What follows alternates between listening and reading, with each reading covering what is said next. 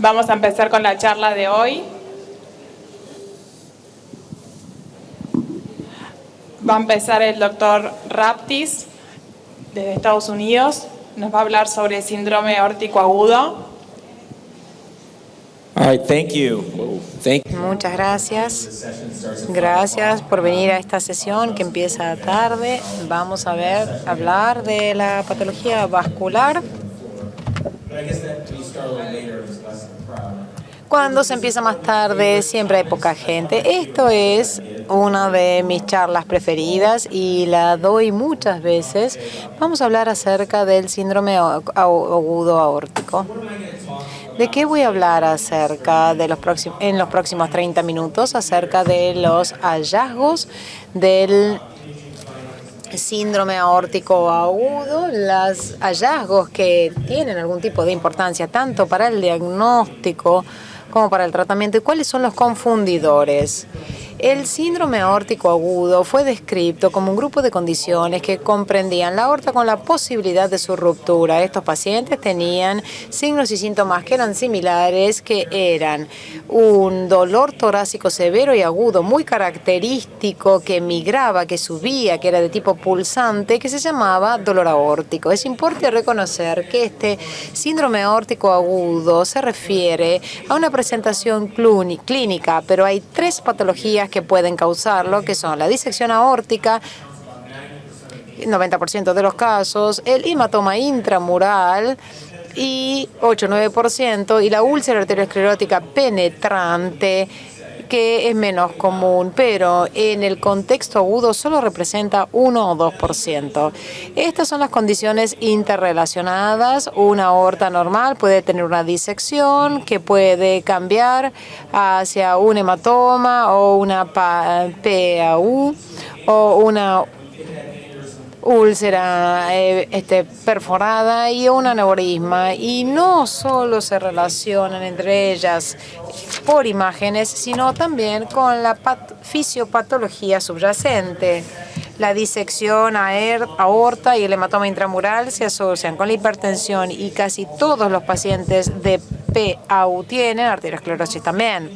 Cuando vamos a las imágenes, las pruebas que utilizamos con un síndrome aórtico agudo, hay tres principales: la tomografía, la ecocardiografía transesofágica y la resonancia. Es importante reconocer desde el punto diagnóstico, tienen una sensibilidad muy similar, cerca del 90-95%, para diagnosticar la disección aórtica, y el rédito también es muy similar entre los tres. Entonces, por lo general, la elección de uno u otro depende de factores del médico y del paciente. En el 2019, la tomografía es la modalidad de elección porque está disponible en todos lados, es rapidísima y casi todos se sienten cómodos al verlas. Este es un caso fácil, es un hombre de 58 años con dolor torácico, y creo que cuando ven esto, todos se pueden dar cuenta de que este flap de la íntima es una disección aórtica de tipo 1A. Cuando hay que hacer el diagnóstico de los tipos de disección aórtica, los hallazgos son bastante claros. Se busca un flap íntimo medial, como se ve en este caso, y no lo llamo intimal porque el flap intimal no tiene nada, no nos dice nada, es solo una capa. Lo que tenemos que buscar es el íntimo medial, porque el flap que tenemos que buscar es íntima y de media. Estos casos son fáciles, pero a veces algunas disecciones de tipo A pueden tener una imagen medio rara, y quiero demostrarles cómo son estas imágenes. Estos pacientes con disección aórtica tipo A tienen algo de material que está rodeando la arteria pulmonar y va hacia al lóbulo inferior, y pensamos que hay un tromboembolismo pulmonar, pero no es lo que ocurre tener un tromboembolismo pulmonar y una disección al mismo tiempo. Esto es lo que se llama una ruptura de la vaina compartida, y es una manifestación muy común del tipo A de disección. Fue descrito a principios del 2000 como un hallazgo raro, pero es bastante común, y vemos esto en casi la mitad de los aneurismas disecantes de tipo A. Y esto ocurre porque la aorta ascendente y la arteria pulmonar tienen una adventicia compartida y si hay una ruptura en la aorta ascendente cerca de ese punto, puede haber una ruptura hacia el mediastino y hacia el pericardio o también alrededor de la arteria pulmonar. Y esto es lo que vemos en estos casos de ruptura de vaina compartida. Ven acá un material de alta atenuación en la aorta y en la arteria pulmonar. Cuando ven este hallazgo, tengan cuidado al tratar a los pacientes porque esto es casi un equivalente a la disección. Acá tenemos en la fase arterial tempiana que hay algo de llenado en esta falsa luz, pero no está lleno por completo. Y lo lindo de este caso es que se puede ver la conexión que existe entre el falso lumen, y la hoja de la adventicia. Y esta sangre que estamos viendo acá alrededor de la arteria pulmonar es de la ruptura de la disección aórtica. Y es un hallazgo muy, muy importante. La mayoría del tiempo tenemos gente que es derivada con este tipo de configuración y por lo general viene con un informe que dice disección aórtica más tromboembolismo pulmonar y esto no es lo que ocurre. Hay que reconocer la ruptura de la vaina compartida cuando está alrededor de la arteria pulmonar. Muchas veces es importante solo para el diagnóstico, pero también tiene implicancias clínicas. Si tiene una ruptura lo suficientemente grande en el árbol pulmonar, se puede tener hipertensión pulmonar. Este es un paciente con una disección de tipo A, ven el flap íntimo medial acá, y ven toda la compresión que tiene el árbol pulmonar por la disección y el paciente hizo una hipertensión pulmonar aguda. Otro ejemplo, disección de tipo A, hay una ruptura acá en la adventicia de la arteria pulmonar y todo el árbol izquierdo no está realzando porque queda comprimido por el hematoma a través de esta ruptura de la vaina. Y cuando vemos un caso como estos, lo mismo que se hace con un tromboembolismo pulmonar, el protocolo del mismo, hay que mirar el corazón derecho, porque el corazón derecho cara enorme. Hay un strain de la parte derecha del corazón por esta ruptura de la vaina compartida. Entonces la deformación está alterada en este corazón derecho. Se puede ver ruptura de la sangre alrededor de las estructuras, además de la disección común.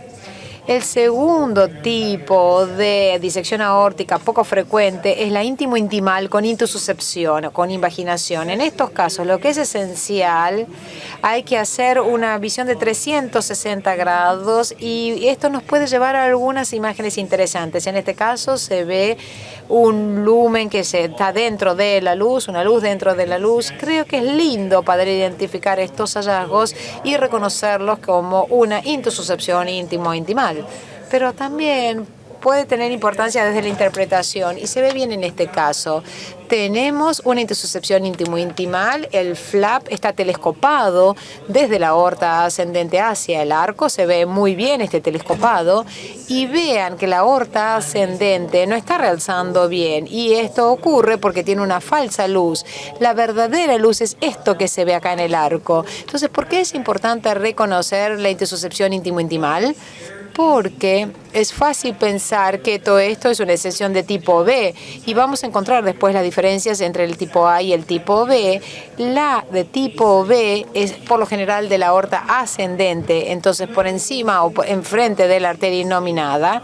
Distalmente acá no hay nada en la aorta descendente, pero si ustedes ven acá o reconocen la intususcepción íntimo-intimal y el telescopado, van a poder ver bien la aorta ascendente.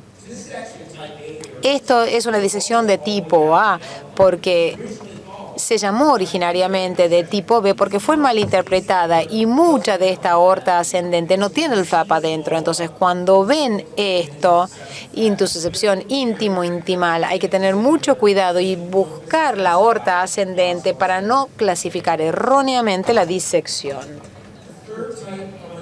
de este flap. La disección incompleta es rara y es un diagnóstico difícil. A veces también se denomina una tipo A localizado limitada. Este paciente fue derivado a la institución con un hemopericardio, dolor torácico, vino a la emergencia con una TC de otro hospital y el paciente se puso inestable y terminó muriendo cuando estábamos intentando interpretar esto. Pero si miran este caso, esta aorta no es redondeada. El aspecto posterior es bastante irregular y cuando ven esto asociado con un hemopericardio hay que preocuparse de esta entidad de una disección incompleta. ¿Qué es una disección incompleta? La disección estándar, hay un agujero en la íntima con este pasaje y los dos canales que se abren entre la íntima y la media. Acá el agujero solo lo que hace es dilatar y exponer la aorta de alguna manera con la íntima sin la luz secundaria. El paciente fue a una autopsia y se probó que era una disección incompleta. Era un hallazgo muy sutil, la irregularidad del aspecto medial de la aorta por encima o por debajo de la coronaria izquierda asociada con un hemopericardio va a disparar de alguna manera la sospecha de este diagnóstico de disección incompleta. Es bueno mandarlo para un transesofágico a los pacientes que nos pueden mostrar esto mejor, pero con la TC también se puede hacer el diagnóstico. Hemos hablado entonces de hacer el diagnóstico. Ahora hablamos de la distribución y la descripción de la distribución. Nosotros utilizamos la clasificación de Stanford y en la literatura van a ver que hay bastante mala información entre la diferencia entre el tipo A y el tipo B. Aún en publicaciones muy respetadas, la línea que divide, de algunos dicen que es la subclavia izquierda, y eso es incorrecto. Es la arteria innominada la que hace la disección. La A es de la ascendente, la disección empieza en el arco y no compromete la aorta ascendente, los de tipo B. Durante muchos años llamábamos a esta disección un tipo A, y los cirujanos vinieron y nos dijeron no. Realmente nos están confundiendo porque llaman a esto tipo A y las manejan como tipo B y eso es un gran problema. Lo arreglamos, aprendimos un poco mejor. La tipo A involucra la aorta ascendente y el límite de corte es la arteria innominada. La distribución ahora de la verdadera luz y la falsa luz. Y esto tiene que ver con el tratamiento del paciente. No queremos tratar la luz falsa. La verdadera luz tiene un realce temprano, un washout temprano, es mucho más central, más pequeño. Se puede ver el signo de ruptura íntimo-medial que muestra este colgajo íntimo-medial de alguna medida y puede estar calcificado. La luz falsa tiene un retardo en el realce, un washout retardado, tiene tela de araña de alguna manera, que es un signo de residuo. Se puede ver el signo del pico, que es un ángulo agudo de la falsa luz, con el flap íntimo medial y puede estar trombosada en su interior. Con llamar a la luz falsa trombosadas, especialmente si nosotros hemos modificado una disección aórtica en un protocolo de embolia pulmonar, tiene que ser temprano en la fase sistémica. Hay una disección aórtica y parece que la disección realmente no realza muy bien. Esto se llama potencialmente trombosada, pero en realidad esta luz falsa se llena mucho más lentamente que lo hace la luz real, la verdadera. Entonces, una fase arterial temprana o en la fase de arteria pulmonar hay buenas posibilidades de que no realce, pero en realidad no va a estar trombosada. Y eso es importante porque si la luz falsa está trombosada es un mal predictor del resultado del paciente. No lo vamos a llamar así. El mismo paciente aquí, con esta imagen de TC, tiene una resonancia del flujo. Podemos ver que la sangre baja y sube porque tiene un desgarro distal y en realidad este paciente tuvo un mal resultado y murió cuando estaba en el hospital.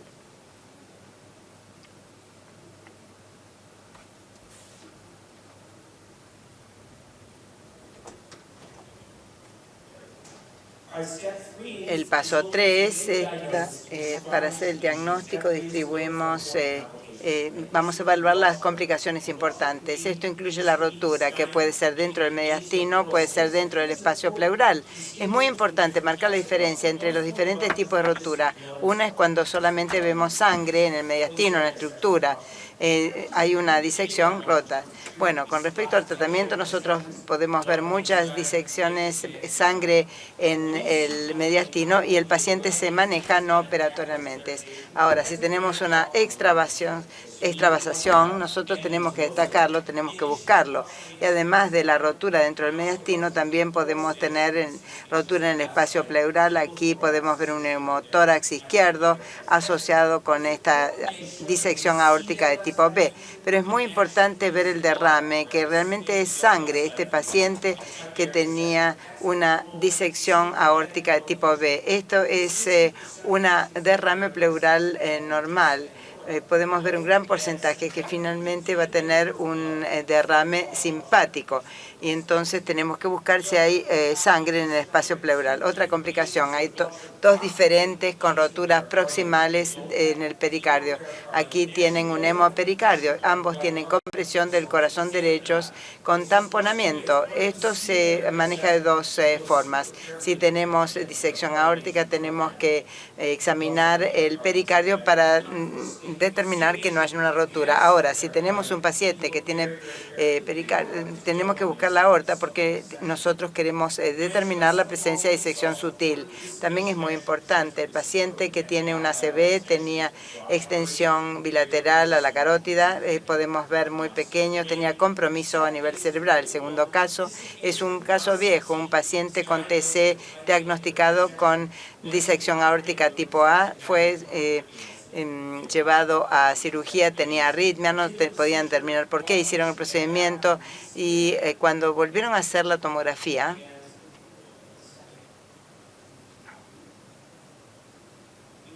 podemos ver que hay extensión dentro del tronco izquierdo de la coronaria. La razón por la cual había isquemia es que tenía una disección, un colgajo que estaba extendiéndose a la coronaria, provocando este infarto de miocardio. Bueno, la isquemia de los vasos ramificados es importante, tenemos que describirlas en los estudios. Hay diferentes isquemias que tenemos que tener en cuenta. En este caso a la izquierda tenemos un riñón izquierdo isquémico, pero el colgajo de la disección está cubriendo el ósteo.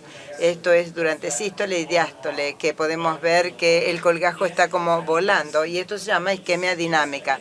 Es decir, cuando sugerimos isquemia dinámica, el tratamiento es ya sea un stent en la aorta o fenestración del colgajo. Esto es diferente de la isquemia estática. En este paciente a la derecha podemos ver el riñón izquierdo isquémico, podemos ver la isquemia que compromete la arteria. Aquí podemos ver un stent en la arteria renal. Entonces, es muy importante marcar la diferencia en los estudios por imágenes. En la era de la reparación endovascular tenemos que incluir alguna discusión respecto al tamaño y el aspecto del colgajo de la íntima como para abordarlo no quirúrgicamente. Lo primero es determinar en dónde está el desgarro de entrada y de salida. Es el orificio más proximal y el de salida es el más distal. Y determinamos a qué distancia está el desgarro de entrada con la subclavia. Nosotros tenemos una zona de sello de 2 centímetros para colocar un stent que cubra este desgarro, que es el objetivo del tratamiento endovascular, sin cubrir la subclavia izquierda. Y a veces tenemos un caso en el cual el desgarro de entrada está muy cerca de la subclavia izquierda. No significa que no podemos cubrir la subclavia izquierda, sino que significa que el paciente tiene una arteria vertebral dominante que va a necesitar un bypass de carótida a subclavia izquierda como para preservar. Si nosotros tenemos esta arteria dominante, vamos a cubrir la subclavia y vamos a provocar un infarto. Es muy importante conocer el tamaño y también tenemos que hacer una reconstrucción multiplanar. También es importante describir la isquemia que nosotros estamos hablando porque muchos de estos vasos ramificados necesitan tratamiento. Y muy importante la estenosis tardía. muchas veces tenemos que ver que va a haber una luz verdadera muy pequeña. Esto es muy importante para planificar si vamos a hacer una reparación endovascular. Vamos a continuar ahora al desconocido número 2, un paciente de 55 años con dolor torácico. Aquí podemos ver un engrosamiento de la pared de alta atenuación. Aquí la ascendente está hacia inferior en la aorta descendente. Este es un hematoma, es un hallazgo, es una de las causas más importantes del síndrome. Muy importante conocer al respecto. El hematoma intramural es la misma población de pacientes que la disección aórtica. Típicamente son pacientes hipertensos. Clásicamente se piensa que se debe a la ruptura del vaso vasorum en la pared. Los trabajos más nuevos sugieren que la mayoría de los pacientes con hematoma intramural tienen pequeños defectos de la íntima que se llenan y muchos son disecciones aórticas trombosadas. Muchas personas están incluyendo en este grupo, están volviendo a considerar esto como si fuera disección trombosada y potencialmente van a reclasificar la terminología. La hematoma intramural y la disección son lesiones muy similares. Nosotros tenemos que determinar si estamos manejando una disección o podríamos llamarlo un equivalente de disección. Con respecto a la TC en el hematoma intramural, el contraste puede oscurecer la detección. Muchas veces, si nosotros prestamos atención, este paciente tiene una ruptura compartida y aquí podemos ver que está afectando la luz aórtica. Nosotros no tenemos que tener estenosis de la luz aórtica en el hematoma.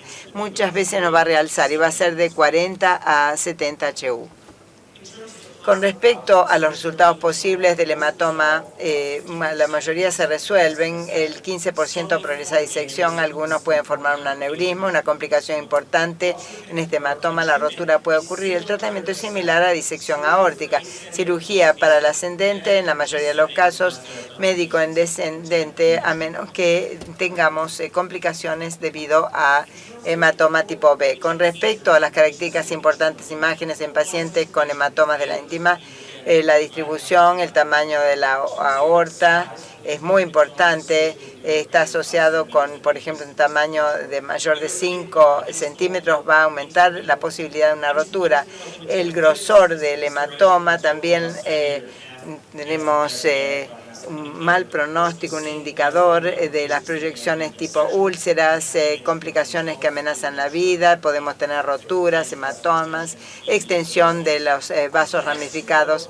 Estos dos son específicos para el hematoma intramural y los quiero destacar. Aquellos que tienen un hematoma intramural pueden tener una combinación entre la luz de la aorta y el hematoma de la íntima. Y si nosotros vemos estas lesiones patológicamente, la mitad van a ser úlceras ateroscleróticas y la otra mitad pueden ser orificios del hematoma intramural dentro de la aorta. Tenemos un término para describirlo, si esto es proyecciones tipo úlceras. Si nosotros vemos personas con hematomas intramurales con conexión del pool de sangre dentro del hematoma, esto va a ser en el estudio inicial o de seguimiento, esto va a ser una proyección tipo úlcera con un pronóstico malo. Tienen un riesgo de ruptura o de progresión al aneurisma. En contraste, aquellos que tienen áreas estáticas de recolecciones de contrastes en el hematoma intramural que no se conecta con la luz o solamente se conectan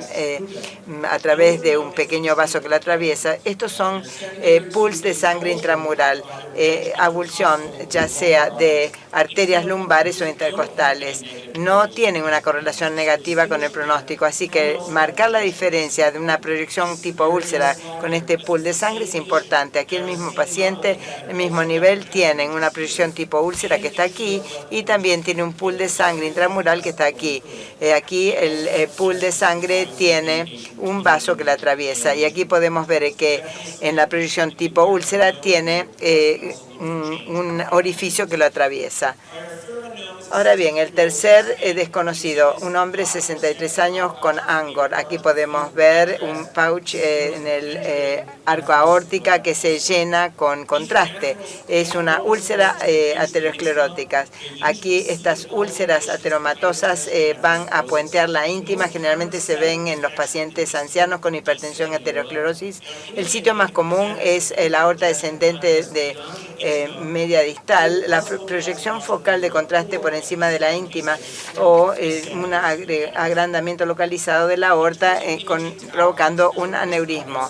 Ahora, con respecto a esto, cuando tenemos este hallazgo, el pronóstico es malo. Es al igual que la proyección tipo úlcera, en asociación con el hematoma intramural. Aquellos que tienen una mayor profundidad o diámetro tienen un peor pronóstico. Si nosotros vemos productos hemáticos de alta atenuación en la pared, que está señalando la presencia de úlceras. Si los pacientes son sintomáticos y no podemos corregirlos con medicamentos. Con respecto a los resultados, el 13 al 15% de las úlceras requieren una reparación, pero la mayoría andan bien sin intervención. Es muy importante reconocer que incidentalmente nosotros podemos ver úlceras ateroscleróticas que se rompen cuando nosotros hacemos exámenes para otras presentaciones. Entonces, simplemente nosotros tenemos un estado subclínico, allí las detectamos y entonces reciben atención médica. Ese es el raro médico con esta úlcera que desarrolla un síndrome agudo y llega al hospital con presentación con Angor. Hemos hablado acerca de las 3 causas más importantes del síndrome de aorta. Bueno, ¿qué podemos considerar? La dificultad en la interpretación. 2 pacientes diferentes. Nosotros podemos ver la aorta, estas líneas que la cruzan, que se superponen con la arteria pulmonar y podemos decir, bueno, ciertamente esto es pulsación. Sí, estoy de acuerdo. Cuando yo veo esta superposición con la arteria pulmonar, estoy confidente que es pulsación, pero si no estamos seguros, tenemos en la parte superior un estudio gatillado, hicimos un estudio cardíaco gatillado, podemos ver claramente la pulsación y aquí podemos ver el modo flash, que realmente nos detecta la aorta ascendente y podemos ver que ya no vemos la pulsación que vemos a la izquierda. Aquí un caso difícil, un artefacto que nosotros vemos con frecuencia y casi siempre se equivoca el diagnóstico. El paciente con Angor podemos ver, en realidad es un caso raro porque el paciente tiene contraste lavado en las arterias pulmonares. Un tema diferente, pero a lo largo de la cara anterior de la aorta descendente anterior tienen este defecto de llenado. Aquí podemos ver que parece que está saliendo y esto se llama una disección aórtica. Pero cuando hacemos una reconstrucción sagital podemos ver que el aspecto es vago, no es lo que esperamos ver con un flap medial verdadero. Es una cosa diferente. Si hacemos una reconstrucción multiplanar vamos a ver un colgajo. Aquí no vemos nada porque en realidad es un artefacto del flujo. En este caso nosotros vimos este hallazgo y pensamos que no era una disección, probablemente es un efecto de flujo. El paciente había sido sometido a un eco transesofágico y pensábamos que había tenido una disección. Esto también es una disección aórtica. Podemos ver el aspecto lineal. Parece que hay un flap en la aorta descendente. Es un caso fisiológico muy extraño. La mayoría comienzan en la aorta proximal o ascendente. También es discontinuo y es en la para anterior de la aorta descendente, que es un excelente lugar para ver un artefacto de flujo. En este caso recomendamos al paciente que se haga una resonancia, que es perfecto para esto. Podemos tener muchas fases, no lo hacemos con contraste endovenoso y aquí podemos ver esta línea desaparece porque se trataba de un artefacto de flujo, no era un colgajo verdadero intermedio. Y cuando nosotros vemos esto tenemos que hacer un ecocardiograma o una resonancia. Aquí podemos ver el infundíbulo de un vaso ramificado, podemos ver que en la aorta descendente proximal la clave es detectar que no es una úlcera o ni un aneurisma secundario, simplemente es un infundíbulo del vaso ramificado.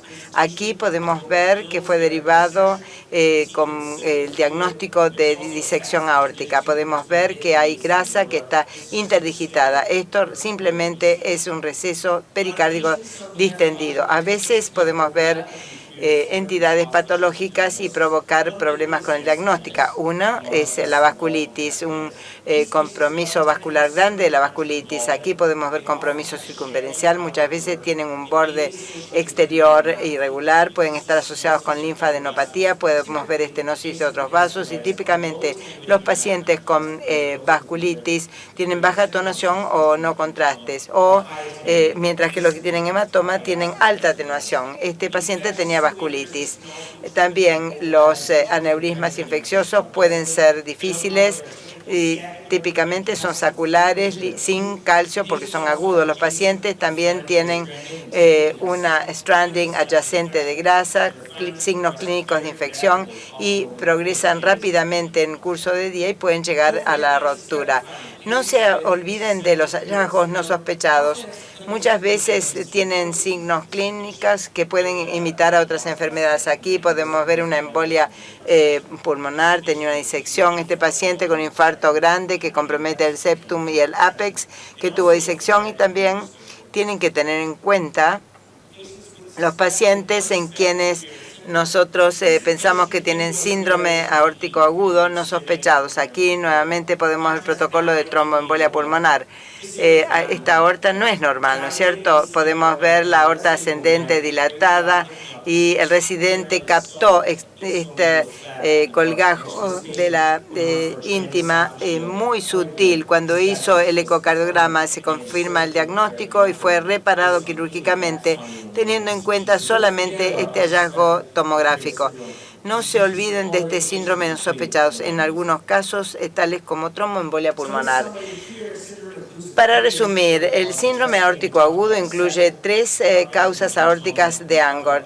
Nosotros hemos hablado acerca de las úlceras tipo ruptura y también hemos que tener en cuenta realizar el diagnóstico, describir la distribución y buscar las complicaciones importantes que describí. Y tenemos que comprender los artefactos como también recuerden la pulsación, que es fácil de corregir utilizando el high pitch o la modalidad gatillada, como para poder repetir un ecocardiograma transesofágico o una resonancia. Muchas gracias. Muchas gracias, Raptix.